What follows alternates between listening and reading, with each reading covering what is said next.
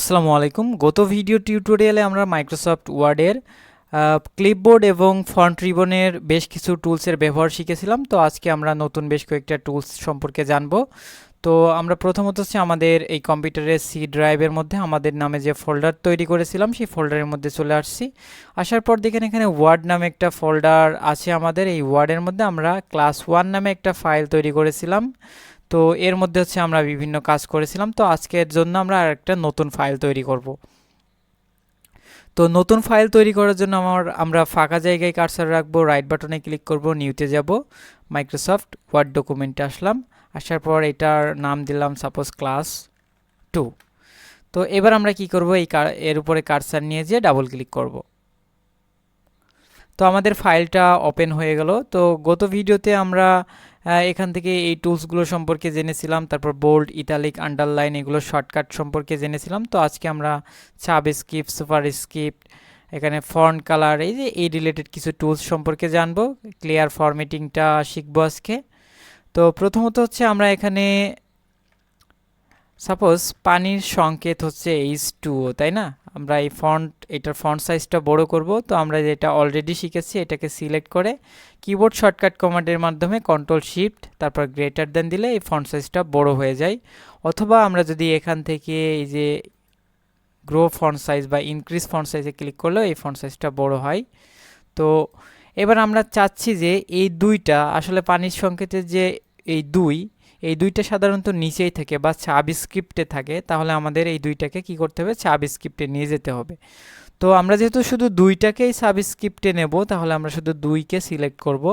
দুইকে সিলেক্ট করার পর আমরা যদি এখান থেকে সাবস্ক্রিপ্টে ক্লিক করি তাহলে আমাদের এটা সাবস্ক্রিপ্ট হয়ে যাবে। আবার যদি সাবস্ক্রিপ্টটাকে তুলে দিতে চাই তাহলে এখান থেকে আমরা সাবস্ক্রিপ্টটা তুলে দিতে পারবো। এটা শর্টকাট কমান্ড হচ্ছে কন্ট্রোল প্লাস সমান চিহ্ন। আমরা কিবোর্ড থেকে কন্ট্রোল প্লাস সমান চিহ্ন দিয়েও এই সাবস্ক্রিপ্ট সুপারস্ক্রিপ্টের কাজটা করতে পারি। আচ্ছা, এবার আমরা যে কাজটা করব, এখানে মনে করেন আমরা ফন্ট সাইজটা একটু ছোট করে নিই। এটার এ স্কোয়ার প্লাস বি স্কোয়ার সমান সমান এ প্লাস বি তার হোল স্কোয়ার মাইনাস 2ab।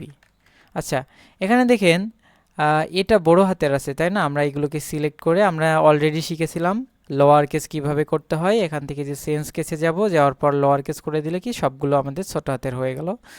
তো আমাদের এখন উদ্দেশ্য কি, দুইকে সুপার স্ক্রিপ্টে নিয়ে যাওয়া বা পাওয়ারে দেওয়া। তো পাওয়ারে দেওয়ার জন্য আমরা শুধু দুইকেই সিলেক্ট করব। এখান থেকে আমরা সুপার স্ক্রিপ্টে ক্লিক করেও করতে পারি এই কাজটা, অথবা কিবোর্ড থেকে কন্ট্রোল শিফট চেপে ধরে সমান চিহ্নতে চাপ দিলেও এই কাজটা হবে। আমরা হচ্ছে এইটাকেও সেমভাবে কন্ট্রোল শিফট চেপে ধরে সমান চিহ্নতে যাব, তাহলে হচ্ছে আমাদের এইটাও সুপার স্ক্রিপ্টে হয়ে যাবে।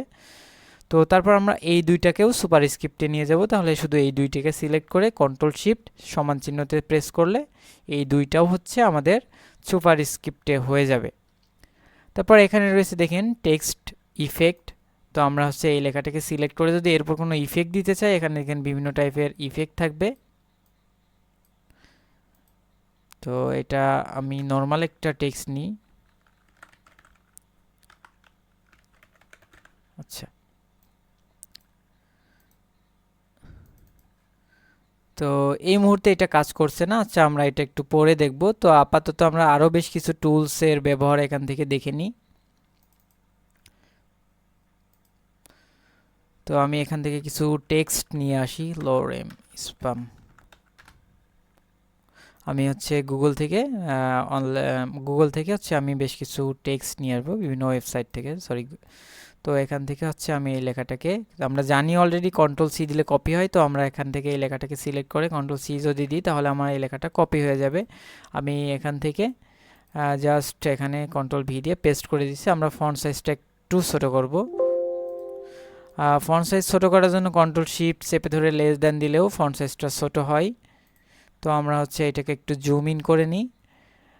এবার আমি মনে করেন এখানে গুরুত্বপূর্ণ কোনো কিছুকে হাইলাইট করতে চাই, তাহলে আমাদের এই যে হাইলাইট কালার, টেক্সট হাইলাইট কালারটা ব্যবহার করতে হবে।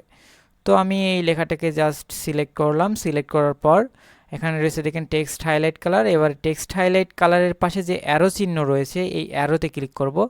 অ্যারোতে ক্লিক করার পর আমরা কি কালার দিয়ে হাইলাইট করতে চাই সেই কালারের উপর জাস্ট ক্লিক করে দেব, এই লেখাটা ওই কালারে হাইলাইট হয়ে যাবে। সাপোজ আমি যে এখান থেকে এই লেখাটুকুকে হাইলাইট করতে চাই, তো এইটাকে সিলেক্ট করলাম, সিলেক্ট করার পর হাইলাইট কালারের পাশে যে অ্যারো চিহ্ন রয়েছে অ্যারোতে যাব, যাওয়ার পর এখানে দেখেন বিভিন্ন কালার রয়েছে, আমরা যে কালারে হাইলাইট করতে চাই সেই কালারটা দিয়ে দিব।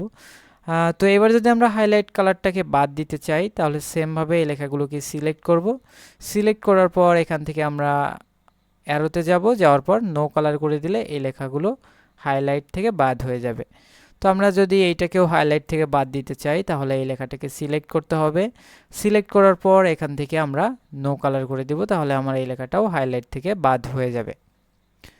তো এইবার হচ্ছে আমরা এখান থেকে ফন্ট কালার, যে ফন্ট কালার আছে ফন্ট কালারটা একটু দেখব। ফন্ট কালার মানে কি, লেখার কালার। এই লেখাগুলোর আমরা যদি কালার পরিবর্তন করতে চাই তাহলে আমরা এই লেখাগুলোকে সিলেক্ট করব, আমরা যতটুকুর পরিবর্তন করতে চাই ততটুকুই সিলেক্ট করব। আমরা যদি পুরোটাই পরিবর্তন করতে চাই তাহলে আমাদের পুরোটাকেই সিলেক্ট করতে হবে। এখান থেকে আমরা চাইলে কিবোর্ড থেকে কন্ট্রোল এতে প্রেস করেও আমরা হচ্ছে পুরো জিনিসটাকে সিলেক্ট করতে পারি। এটা হচ্ছে শর্টকাট কমান্ড আছে কন্ট্রোল+A। ওকে, তো এই অবস্থায় আমরা যদি এখান থেকে অন্য যে কোনো একটা কালার দিতে চাই, যে অ্যারোতে যাব, অ্যারোতে যাওয়ার পর আমরা যেই কালারটা দিতে চাই সেই কালারে আমাদের লেখাটা পরিবর্তন হয়ে যাবে। তো আমরা এখান থেকে সাপোজ এই কালারটা দিলাম, আমরা যে কোনো কালার আমরা এখান থেকে দিতে পারি। তো এখান থেকে যদি কোনো কালার আপনার ভালো না লাগে তাহলে আপনারা হচ্ছে মোর কালারে যেতে পারেন। মোর কালারে গিয়ে এখান থেকে স্ট্যান্ডার্ড আছে, স্ট্যান্ডার্ড থেকে আপনারা যে কালারটা দিতে চান, সাপোজ আমি এই কালারটা দিব, তাহলে এর উপর ক্লিক করলাম, ওকেতে ক্লিক করলাম, তাহলে আমাদের কালারটা পরিবর্তন হয়ে গেল। তো আমরা যদি এই কালারটা এখান থেকেও কোনো কালার না দিতে চাই, আমরা যদি কাস্টমভাবে নিজেদের মতো করে কালার তৈরি করতে চাই তাহলে আমরা এখান থেকে যে কাস্টমে চলে আসবো। তো কাস্টমে আসার পর এখান থেকে আপনি যে কালারটা নিতে চান এই যে এখানে শো করবে, আর নিচেরটা হচ্ছে বর্তমান কালার, আর এটা হচ্ছে আপনার যে কালারটা এখন নিচের এটা হচ্ছে কারেন্ট কালার, মানে হচ্ছে আপনার বর্তমান লেখার উপর যে কালারটা অ্যাপ্লাই হয়ে আছে, আর উপরে শো করছে যে আপনি যে কালারটা তৈরি করছেন সেই কালারটা।